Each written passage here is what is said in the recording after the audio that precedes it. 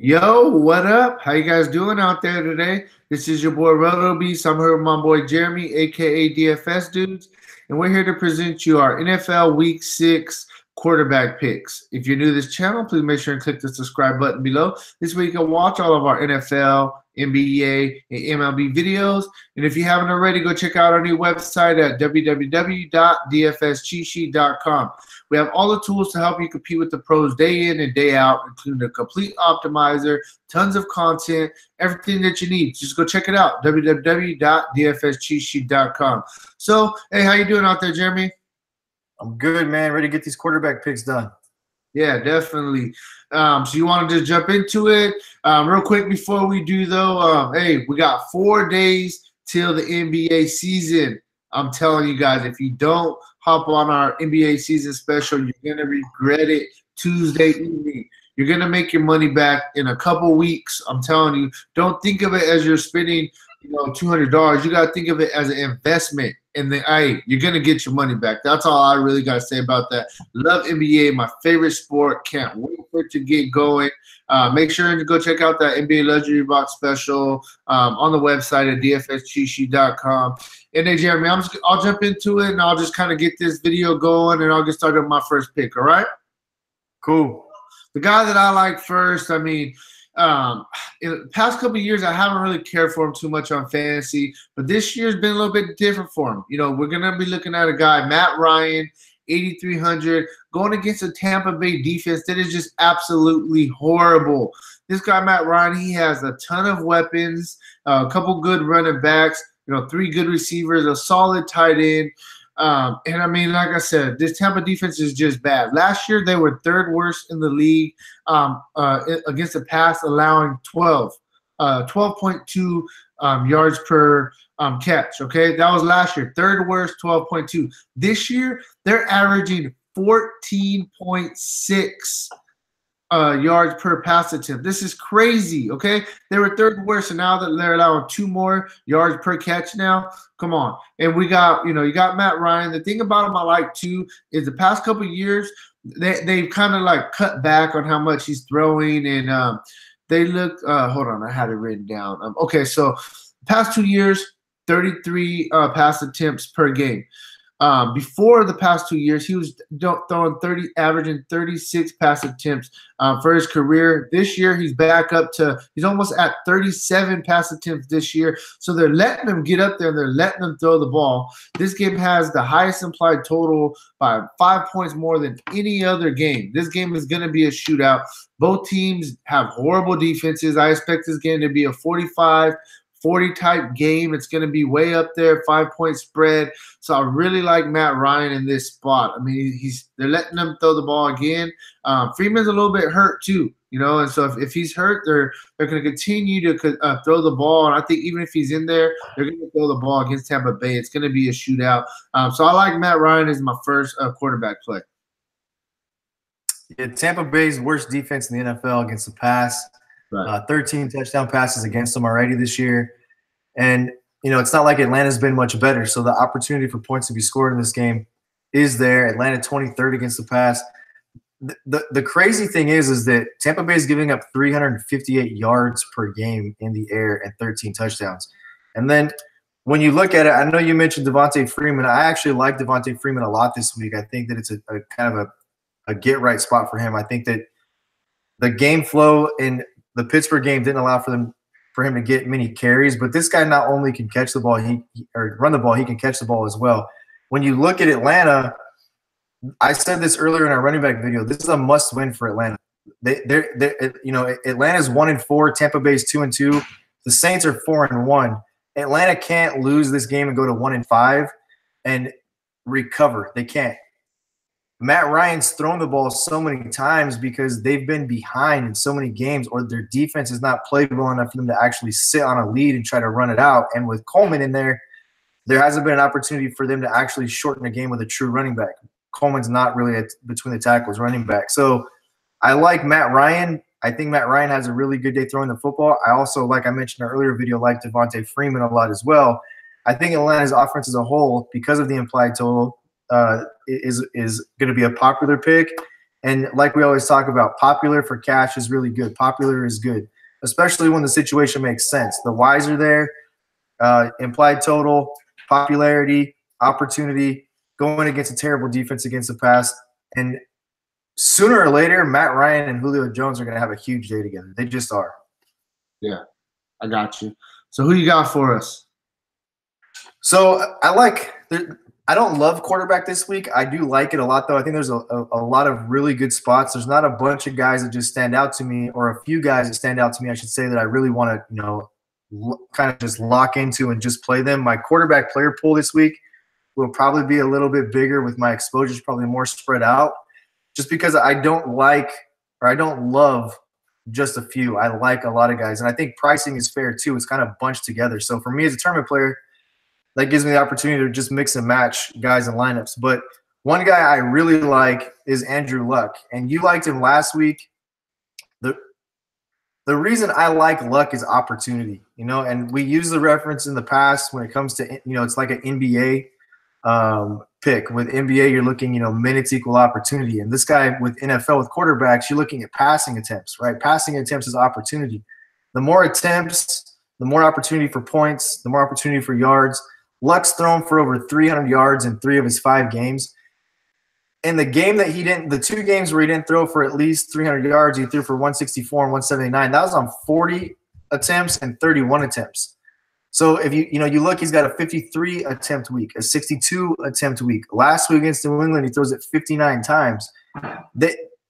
That's their offense. Their offense is they've got to throw the ball. I know they're not extremely healthy, but there are spots from a wide receiver standpoint to pair him up with, right? I think you picked Chester Rogers as one of your picks this week at wide receiver. He's a good opportunity to pair him up with. Andrew Luck is only $7,800, and the fact that you're getting Luck at $7,800 and you're getting a guy who's probably going to have to throw it 50 times in this game. So I love Andrew Luck. I love him for tournaments at $7,800. A guy I think may go under-owned as well. Yeah, no, I don't got much else to add. He pretty much hit everything.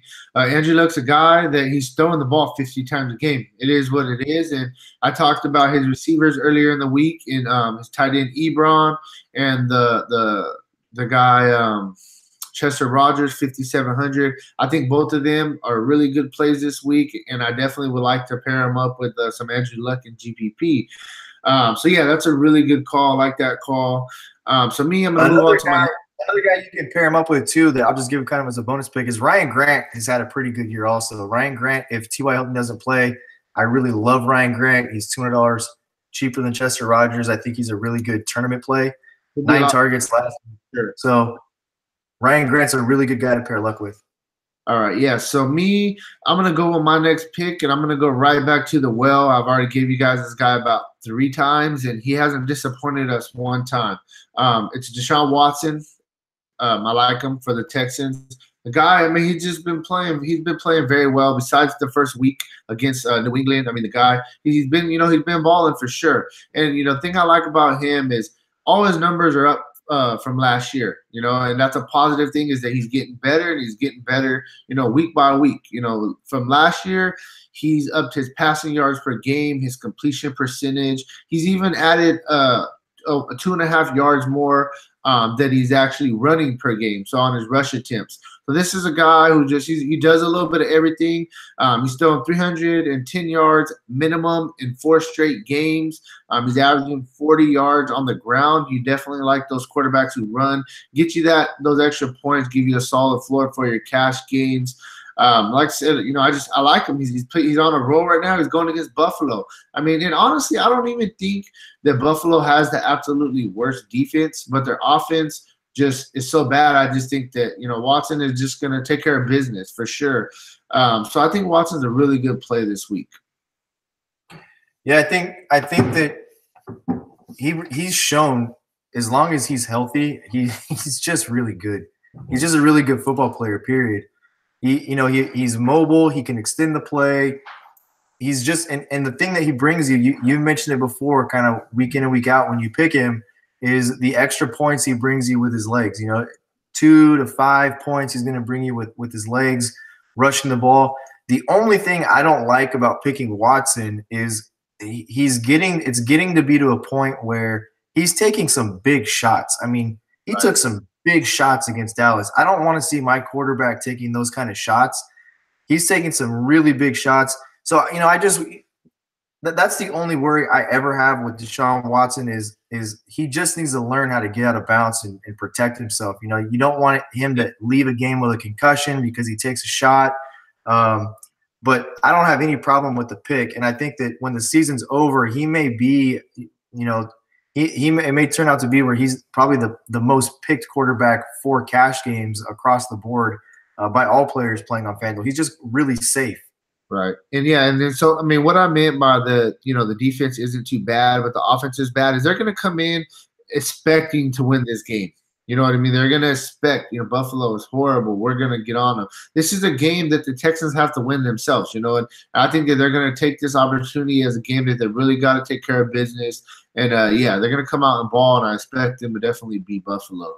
So who you got for us next? One last thing on Watson.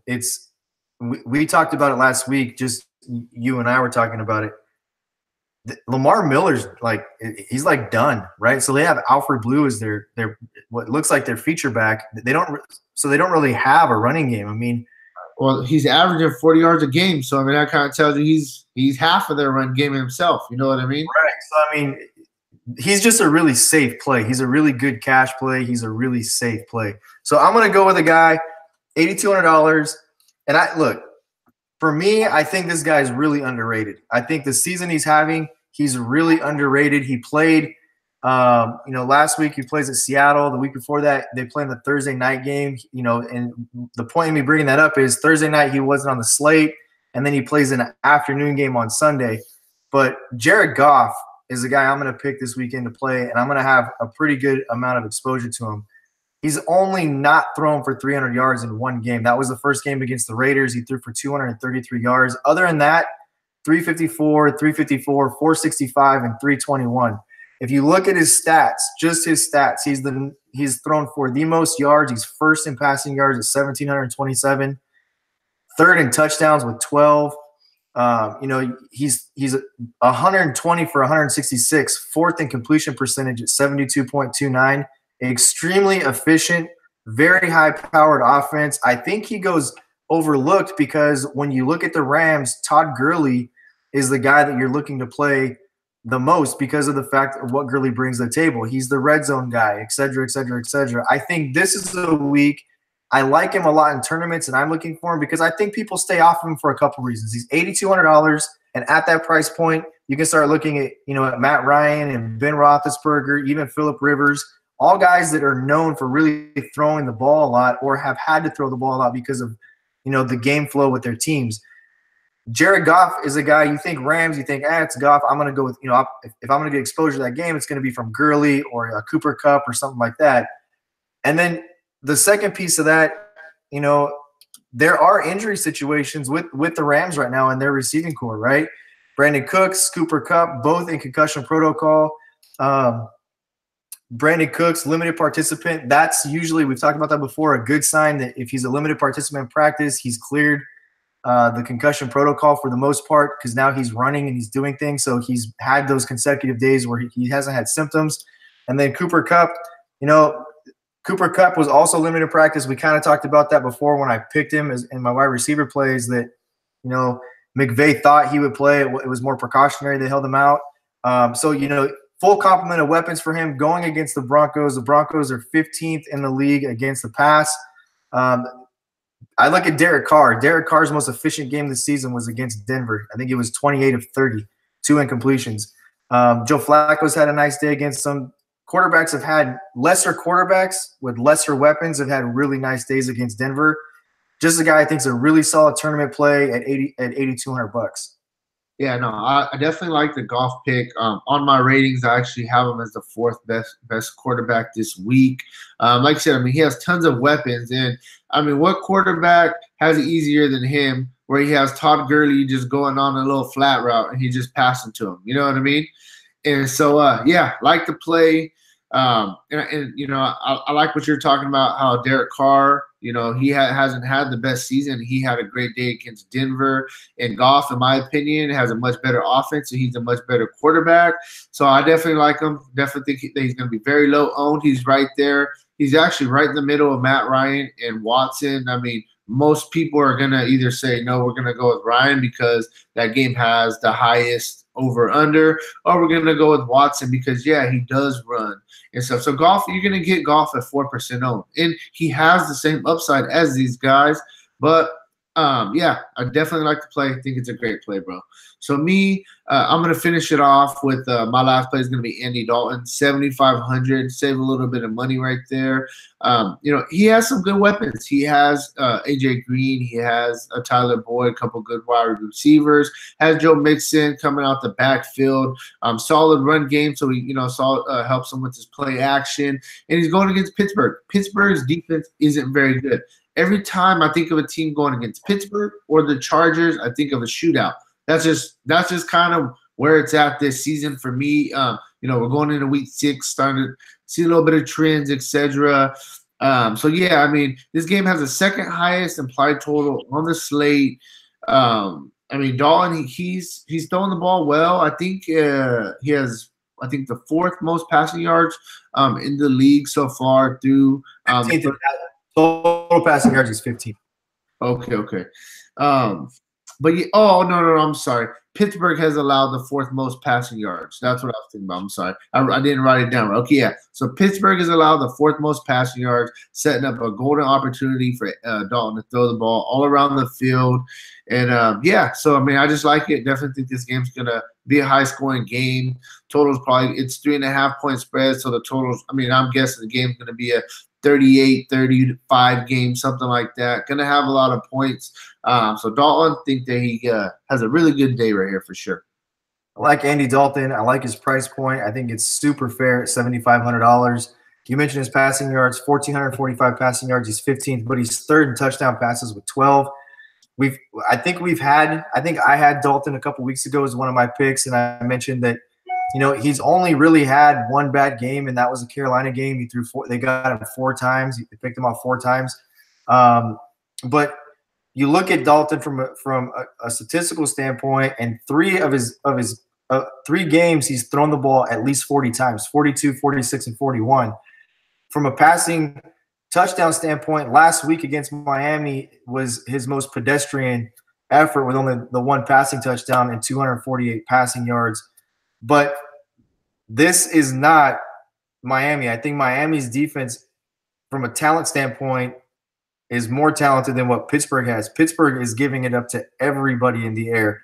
Last week was really surprising with Matt Ryan not able to really get it done. I don't know if that was an indictment more on Matt Ryan and the Falcons' offense and their record. Maybe that's who they really are, or if that was Pittsburgh starting to turn it up a little bit. I always look at division games and kind of rivalry games, and I always look at the Yankees and Red Sox for a comparison. You never want to pick pitching in a Yankees-Red Sox game because these rivalry games tend to have a lot of scoring in them.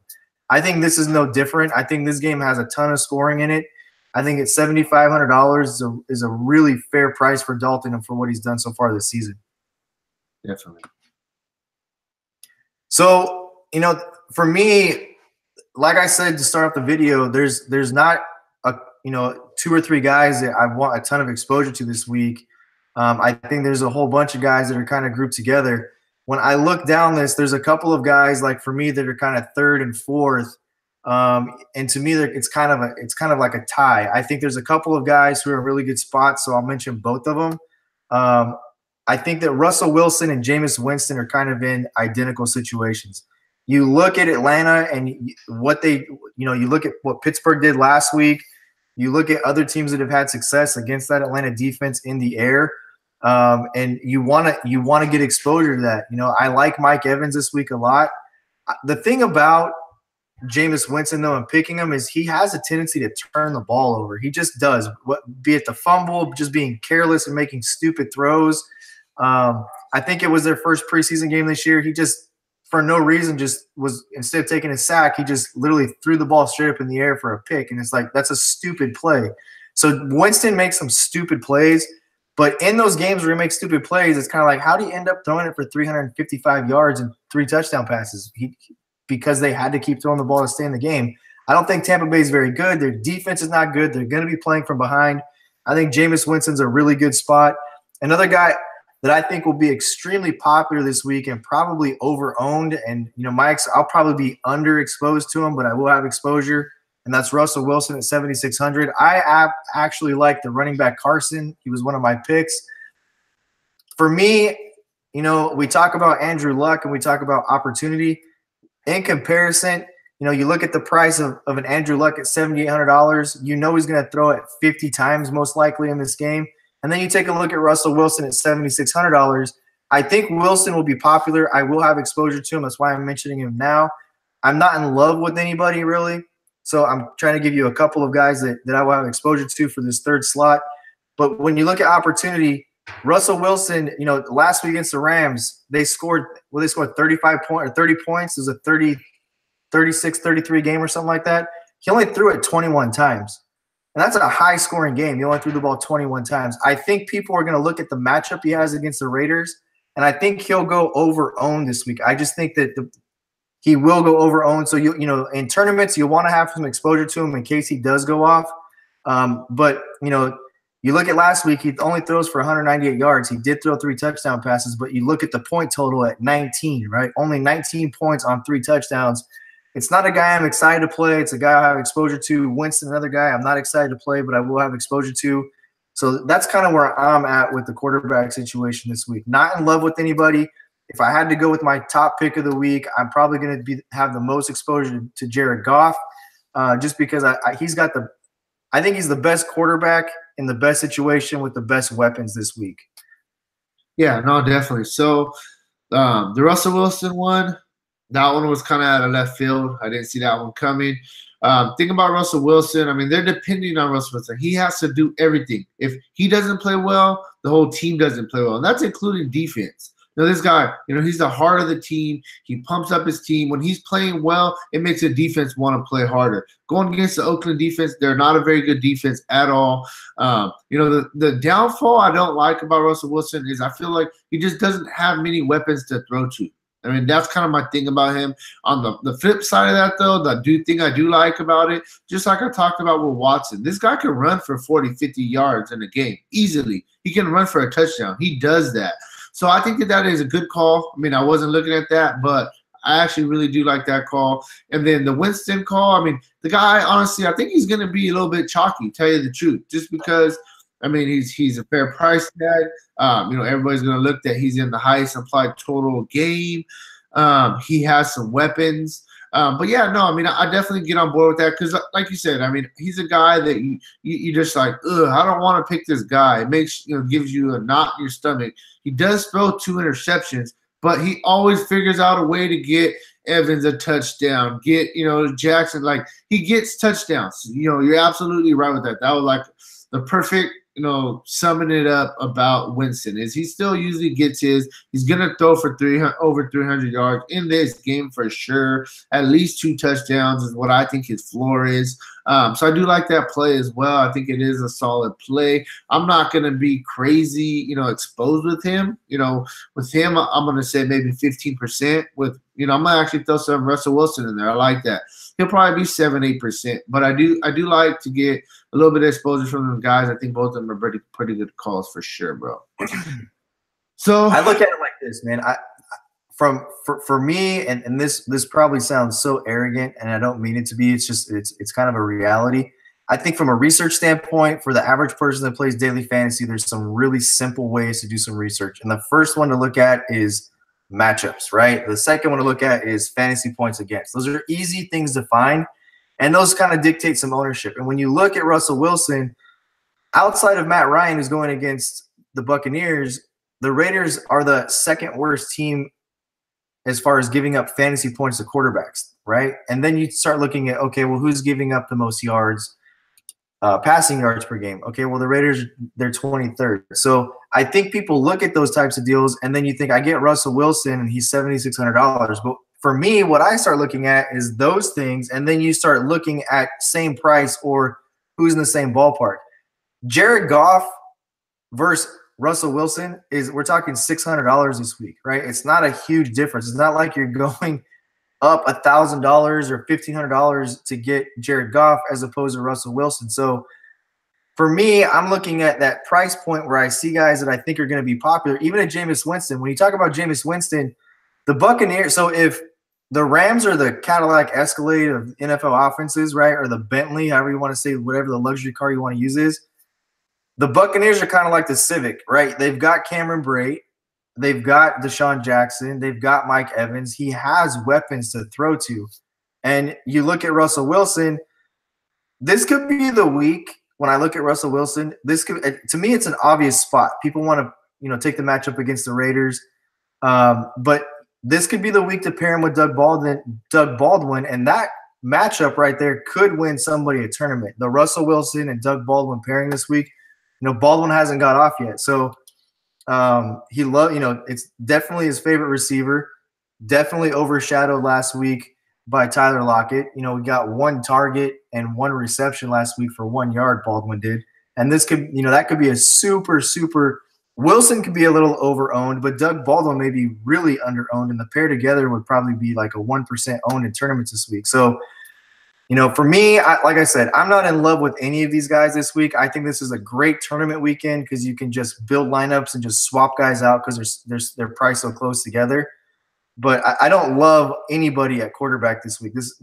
I love people at other positions. Quarterback's kind of going to be the place where I just keep swapping guys in and out. Definitely. So I think that's about all we got for quarterback. You got anything else for us? You good? So we have some questions. We had a Russell Wilson question. I'm pretty sure we answered the Russell Wilson question in depth, how we feel about the matchup there against the Raiders. An Andrew Luck question. Andrew Luck, so Ricky is asking us about Andrew Luck. Andrew Luck's one of my picks, and because you hopped on late, I'll go into just a couple reasons why. The main reason is his price and the opportunity. He's probably going to throw it 50 times this week, so I love him this week. Another question we have are thoughts on Tom Brady against Kansas City. Obviously, we're not talking about the main slate there. I don't have any problem playing Tom Brady on any given week. I just don't. Tom Brady's Tom Brady. He's going to get his stats. I know Pittsburgh's talking about maybe trading Le'Veon Bell now that Ben Roethlisberger's come out and said that he thinks Connor should play even when Bell comes back. Until New England acquires Le'Veon Bell, play Tom Brady every single week because he's going to throw the football and he's going to check it down. His running backs, that's what they do. They use them in the passing game. So Tom Brady's extremely safe if you're playing him in cash. Imagine if New England got fucking Le'Veon Bell, bro. That would be ridiculous. You feel me? Bro, that would be crazy. The thing is, if you trade for Le'Veon Bell right now, you're really getting a rental. So Pittsburgh's in a bad spot. They're in a bad spot with Le'Veon Bell. Pittsburgh screwed the pooch. They really did. They should have just paid the guy instead of trying to screw him over and franchise tag him. But, what are they going to get for him? Like, if you're getting him for basically a playoff run now, right? Because, he's not going to play till week 7 or report till week 7. So if you trade for him, you probably don't play him till week 8 and in a limited spot because he doesn't know the system. He's probably not at full strength and playing in your full offense till week 10. So what are you giving up for him, right? A third round and a 5th round pick, a 2nd round, and what are you giving up for him? Well, if he went to the Patriots, bro, just give him the Super Bowl. If he went to New England, it's over. But I'm just saying, Bill Belichick, that's what he does. If you look at the draft every year, what does he do? He trades down and stacks up picks. They have the picks if they want to make a trade. I mean, they got Josh Gordon for nothing, and he's probably looking like he's going to pan out right now. Right. All right. We got any more questions out there? That's it, man. We only got a few questions tonight. All right. Cool, man. Well, I'm out. I'm about to go chill, relax. Tomorrow I'll be back. So we're looking at what, 12:30 Pacific time. We're going to hit this player pool video. We're going to break down every single team, which players we like from that team. So make sure and come check it out. Turn those notifications on. This way you don't miss that episode. And hey, we're out. I'll talk to you guys later, man. Peace out.